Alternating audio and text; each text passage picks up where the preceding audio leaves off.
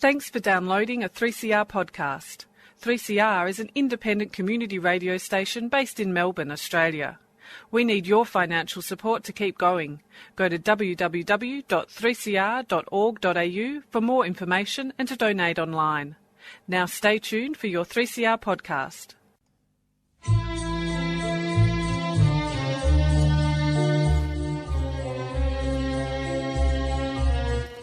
Sabah al-Khair, good morning dear listeners. You're listening to Radio 3CR on 855 AM and Palestine Remembered with Robert Martin, Nasser Mashni and Yusuf Ahmed al-Rimawi.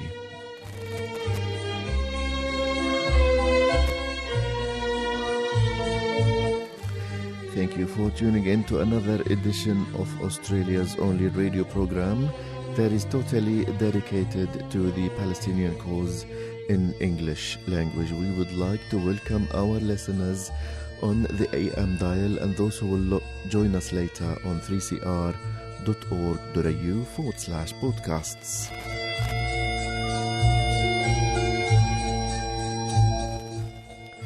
In this week's episode, we will listen to the second part of the interview with Dr. Stephen Sizer and reflection on the Great Land Day March. Stay with us and enjoy the episode.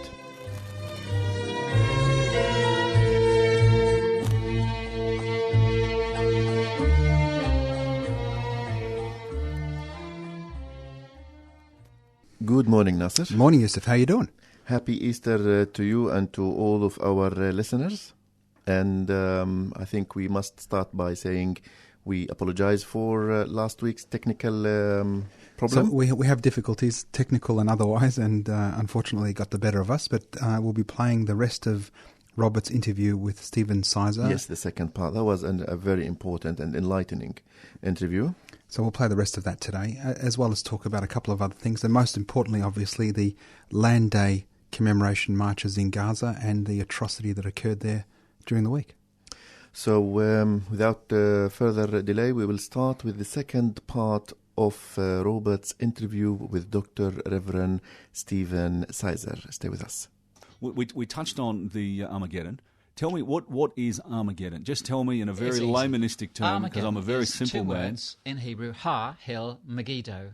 Megiddo is a location on the valley of Jezreel. It's near Haifa and Jaffa, and it's on a hill, and therefore it was a fortified city that goes back thousands of years. The Egyptians used it as a fortified city to protect their control of the Jezreel Valley. It's a major highway, east-west. So it was a place. It's a place. Yeah, it's a place. Essentially. It's a hill. That's all it is. Okay. And it's mentioned in the Bible because it was a historic place. Allenby took Megiddo as they were fighting the Turks.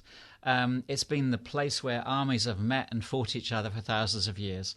And it's used figuratively in the book of Revelation to describe a final battle. Now, our Zionist friends often take it literally as a battle between the Americans, the Russians, the Chinese, and the African armies. They're all going to have a battle, and depending on whether you're a masochist or a flaky Christian, you'll either be raptured to heaven before the battle or during it or after it, and then Christ returns.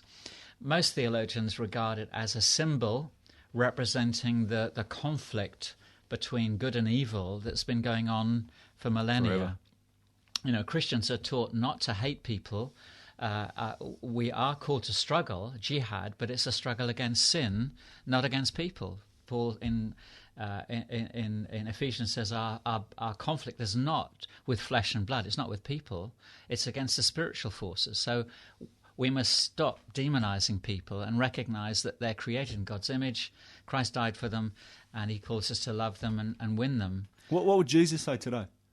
I mean, that's if he could get in. He might not get into, he might be banned to Palestine like I am, and you probably are too. For us to know what he'd say today, and that is, woe unto you. You know, he pronounces curses on those who steal, who take from widows and orphans. He pronounces curses. Takes from widows. What about creating widows and orphans? And, he anathematizes those who are wealthy, who disregard the poor. He blesses those who are poor in spirit, who are generous, who are humble, And he warns us that we will be persecuted if we follow him. We should follow the Ten Commandments? Does that mean that basically? Someone said hot water keeps me clean. I like to get into hot water, it keeps me clean, but sometimes I think you're getting into hot the water can be hot. Now tell me, you've got a charity, or not a charity? Yes, we should talk about that quickly. It's called Peacemakers, and if you founded it?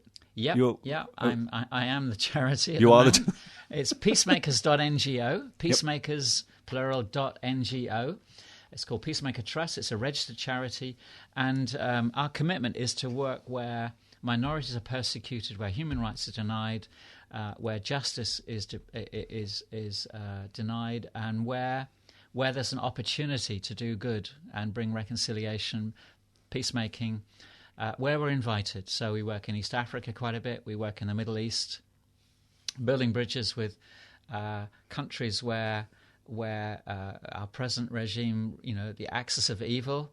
So we're working in Syria, Iraq, Iran, Lebanon, wonderful work, and East Africa, where there are big tensions, tribal tensions, trying to build bridges, bring people together, sit down together, recognizing, looking for the win-win rather than the win-lose. Well, I think communicating is probably the number one thing that can solve these things, isn't it? Rather than what's going on. But also, I was going to ask, you're in Melbourne for only another couple of days. Is that correct? Yes, we're here in Melbourne for another few days. We're doing a talk in a local pub tonight. I'm really looking forward to it. I'm going to record it, so I might be able to steal some of it. Looking at the history and the political agenda of this movement, because that's where it's really destructive. They are adopting the settlements, Israeli settlements. Churches adopting Israeli settlements. Just touch on that. We've got a bit of time. So the churches, the Christian Zionist churches, are adopting Israeli settlements. If you believe God gave the land to the Jewish people, and the land includes the occupied territories, then you're going to support those who are taking that land. So I go to church, I'm going to a Christian Zionist church, they hand the plate around, that plate is going towards investing... Jewish settlement. It's reinforcing apartheid. Yeah, they are funding Aliyah. So there are organizations, Zionist organizations, that are funding the repatriation or the emigration of Russian Jews to Israel. They are supporting the Temple Mount movement. They want to rebuild the Jewish temple, so they want to destroy the Dome of the Rock. You've got Christians supporting that campaign. They want to rebuild the temple. And they are deeply, deeply distrustful of the United Nations, international law, human rights. Is it because they're anti-Semitic or anti... The whole peace process is predicated on trading land for peace, and that's anathema because they believe God gave the Jewish people everything from the river of Egypt to the Euphrates. That's most of the Middle East. Well, they're a lost cause, aren't they? They're not worth trying to... And I say this in the greatest respect. I fear we're going to see, an apocalyptic... It's a self-fulfilling prophecy, and that's what I'm afraid of. That's why we are calling for peace. That's why we call ourselves peacemakers. I know that you've said that also. I wanted to mention this, that Christian Zionism is pushing us, the West, into potentially a nuclear Armageddon, or it's also pushing the boundaries against Islam with the way they're... Very definitely. You only have to look at the covers of books over the last 20, 30 years to see how communism was the Antichrist, and then as communism declined, Islam became the Antichrist, and then when Saddam Hussein is rebuilding Babylon, the city of Babylon, he's seen as an Antichrist figure. He was the only... Nebuchadnezzar was the only Arab who ever defeated Israel, and they said Saddam Hussein even looks like Nebuchadnezzar. And then when Saddam Hussein falls, then it becomes Osama bin Laden. When Osama bin Laden falls, it becomes Al-Qaeda. You have to have a demon figure. It was Gorbachev even before that because he had the mark of the beast on his forehead. Who is it now? Iran. You have to have a demon figure. It's a dualistic Manichaean theology that's confrontational, apocalyptic. It's deeply destructive, and ironically, it's the Jewish people and the Palestinians who will suffer most. Do you think Pence has been seen as a real winner with the Christian Zionists? Because he is Christian. Trump's not going to last. I think Pence will be the president soon, and he's more dangerous than Trump. I did hear you talk about all of the countries not putting the embassy in Israel. And you've been saying that for a long time, that it doesn't take a lot, that there's been groups out there trying to have money, and they allocated $100 million to do this. This was a few years ago. Yeah, Can you just explain? There is an embassy in Jerusalem. It's the Christian embassy, International Christian Embassy. It's anathema. It's Christians don't need an embassy, but they're there because they're showing solidarity with Israel, and they've been working really, really hard to get the U.S. embassy in Jerusalem. All the embassies are in Tel Aviv because the international community does not recognize the annexation of Jerusalem as Israeli territory.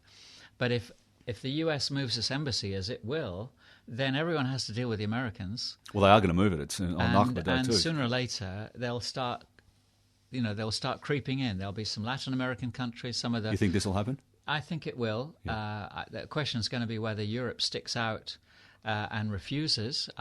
Perhaps we are seeing America becoming more isolationist, raising tariffs on this and that, going its own, wanting a rather more distant relationship his with own Europe. man, that's for sure. I think it's probably Trump. A good thing. Yeah. But not at the moment. What they're doing in Syria, or very aggressive there.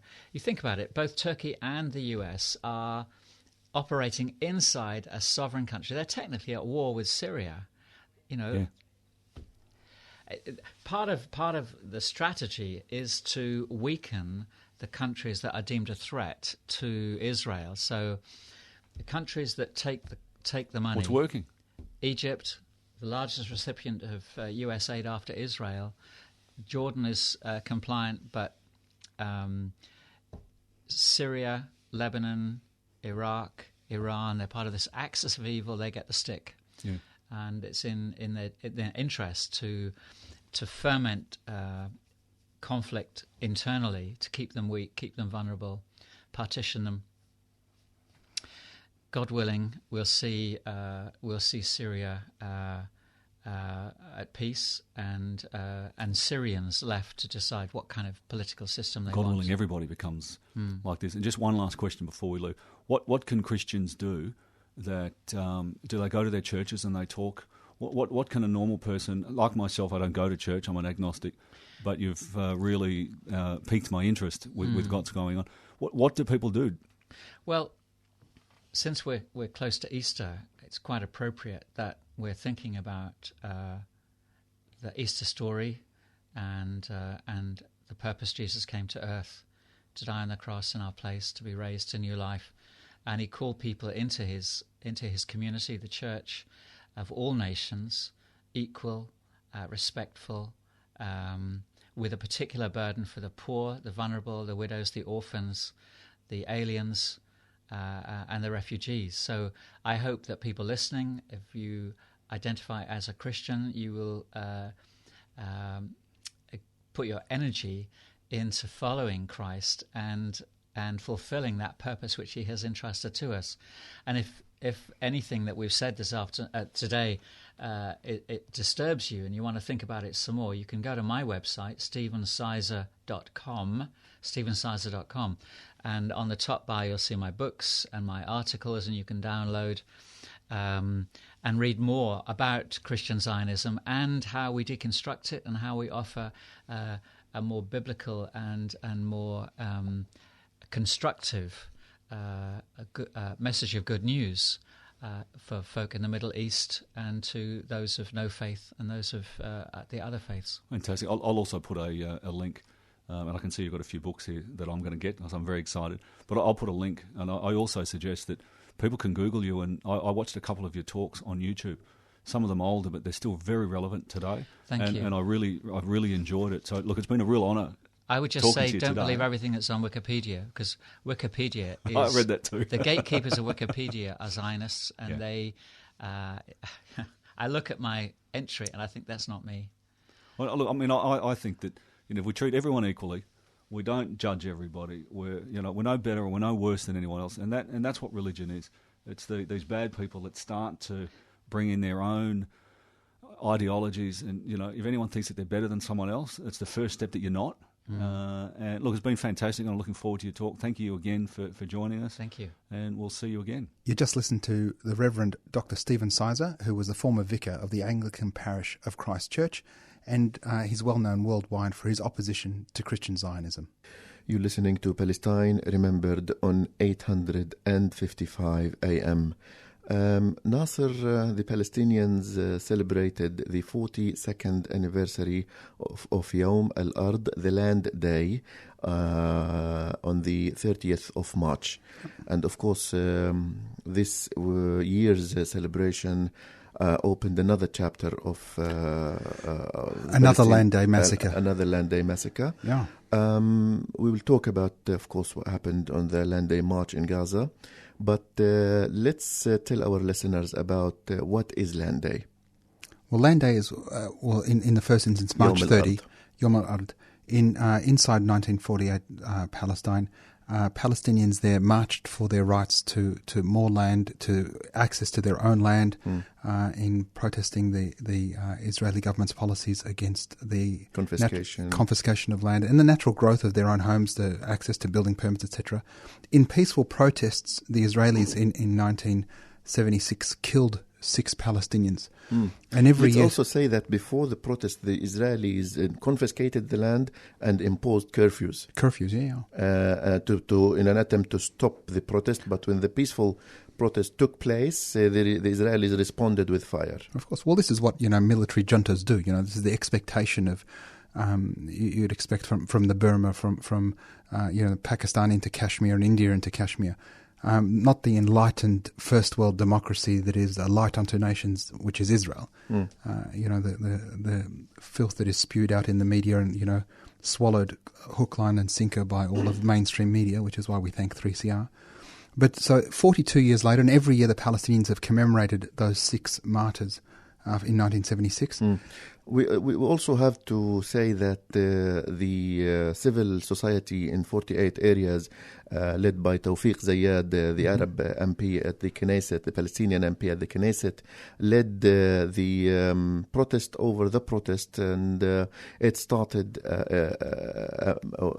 remembering the victims in a form of what later became the Land Day. Yeah. And of course he was a poet. He wrote Unadikum, a very famous song that Palestinians sing until today. Well, I mean, the tragedy or the irony is that on March 30 this year is that Palestinians demonstrating about Palestinians getting killed were killed again. With more numbers. 18 this March 30. And what makes it, particularly diabolical is that, and some of the footage has shown, men praying, boys running away, shot in the head, shot in the backs. Shot in the backs. The Israeli army engaged 100 snipers. They had bulldozers lift and raise the border so they had elevated firing positions to ensure that they had, unobstructed vision over, the field.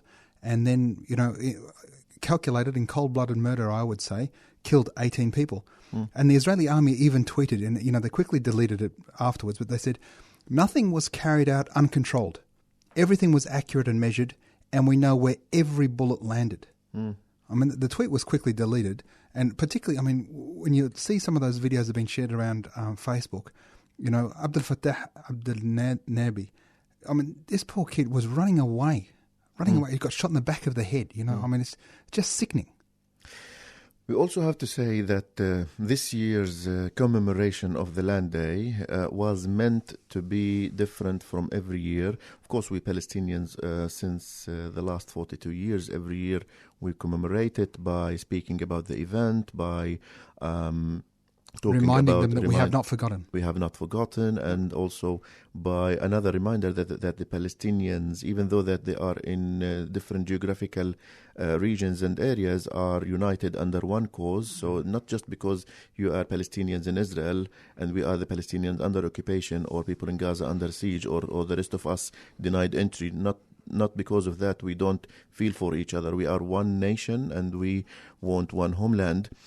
But I think this year was meant to be different, and I was in touch with the organizer of this grand or great march, and they wanted it, and I really felt that they emphasized and reiterated that this is going to be a peaceful, non-violent demonstration to remind the world of the importance of our right of return, and it is mostly by refugees living in Gaza marching towards the border to go back home.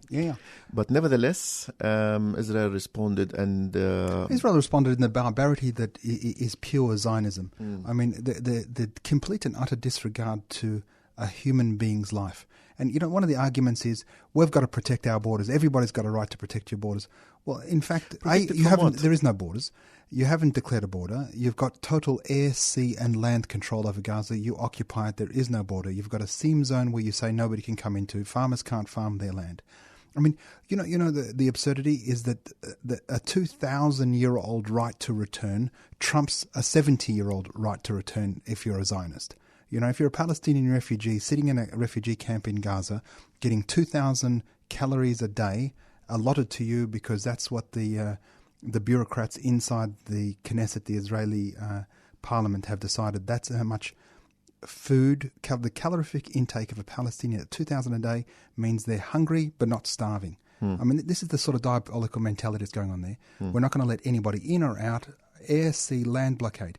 Now, 30,000 people marched to a border, and we're expecting more to continue to do it over the next 6 weeks. Imagine if 30,000 Israelis marched to the Gaza to the Gaza, the seam zone to Gaza, and imagine if those 30,000 wanted to return to the settlements that Sharon had evacuated. Very, very important point. Hypothetically speaking, let's say the settlers who were evacuated in 2005 wanted to go to Gush Katif settlement in Gaza, and they mobilized their troops, and they're marching towards Gaza border. And then... don't say troops, Yusuf. Let's say they were just innocent civilians, as the Palestinian Gazans were. Yeah, they're just walking there, and they set up some tents, and they were singing songs and waving flags and saying, "We're coming back." Yes. And imagine the Palestinians had used a bulldozer to create an elevated position so that 100 snipers had an elevated sight over the field of devastation, and responded with fire, and killed 18 people, injuring 1,700. And some of those injuries, if you see some of the videos, the sort of bullets and weaponry the Israelis are using are causing horrific damage. I mean, they're blowing legs off human beings. They're not just little bullets that an injury says I'll just put a Band-Aid on that. These are amputations, life-changing injuries. People will never be the same again. The media silence, the absolute. The United Nations wanted to do an investigation. The UN quickly mission. The US vetoed it. And the Israelis themselves said, "Well, there's nothing for us to investigate. We know exactly everything that happened." Netanyahu, Lieberman, all of these guys saying, "Good on you. Our boys have defended our border. Every country would do the same." Lieberman wanted to no honor country would do that. Yeah. And we're talking about a level of arrogance. We know that Israel has. Or has been built on injustice and arrogance since its inception, but this level of unprecedented arrogance, where they not just disrespect their own laws, the regional laws, the international laws, and the fact-finding UN commission was dismissed on the same day. This is going to lead to more of these days. Well, I mean, look, just to finish my point, Yusuf, and I don't want to labour it. Imagine if the Palestinians had shot 18 Israelis and killed 18 Israelis and injured 1,700. We'd know exactly what the calls would be. The calls from Trump, from Macron, from May, from our government, from Turnbull. Where with Israel? Jesu Israel. Yes, we are all Israel. Hashtag the duplicity, and the reality is. And the Israeli flag on the Opera House. Yeah, the Zionists have, in fact, turned the Palestinian into a non-human in the eyes of its own populace. Because in a fair and civil-minded society, you cannot methodically execute 18 people, injure 1,700 others, and for that society not to rebel. Even in 1982, when Sabra and Shatila happened, the Israelis raised themselves and they forced Begin to sack Sharon. This is in 1982 with Sabra and Shatila. there is silence. A couple of hundred peace-loving Jews did protest, but and we also out of 6 million, this is 0.001% of the population. And yes, isolated voices. We also have to say that a famous radio commentator in Israel tweeted in Hebrew, "I'm ashamed to be Israeli," and he is now facing losing his job. Yeah, for simply voicing out his opinion. discontent and opinion over the killing of civilians. Nasser, we are recording this episode before Friday, and maybe by the time it's going to be on air, there will be another wave of Palestinian bloodshed. And what is your expectation for what's going to happen tomorrow, if I say, frankly speaking? Yeah, well, look, the reality is that the Palestinians, you, myself, our brothers and sisters in Gaza, in the West Bank, in East Jerusalem, inside 48 proper, in the refugee camps all over the world, we will never, ever, ever surrender our inalienable right to return to our homes. We will not surrender it. And the fact is that tomorrow, on Friday, after prayers, they will again steadfastly march to the border, seeking to highlight, A, their right to return, B, the obscene conditions under which they live that are continuing past the 11th year now to be under siege, land, air and sea blockade, with the calorific intake mandated by an external power. How much food will go into that place? We're not going to stop. And the reality is, the Israelis will have learnt that maybe they can't kill 18 people and get away with it as readily the second time. And maybe they'll only kill 10. Maybe they won't kill any. Well, it is what it is, and unfortunately, I don't want anybody to die. Not a Muslim, Jew, or a Christian anywhere. But as long as you continue to oppress a people and deny them their legitimate rights, you cannot rest. Nasser, we'll revisit this topic, I'm sure, in the coming episode. But before the end of this week, I want to pay tribute to our Palestinian voice, the voice of the Palestinians all around the world, Reem Banna, who lost her battle with cancer 2 weeks ago, and left us young and left also two kids.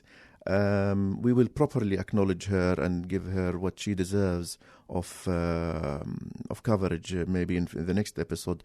But we have to say that with the passing of Reem Banna, not only did we lose a voice singing for Palestine, we actually lost an activist and a hero.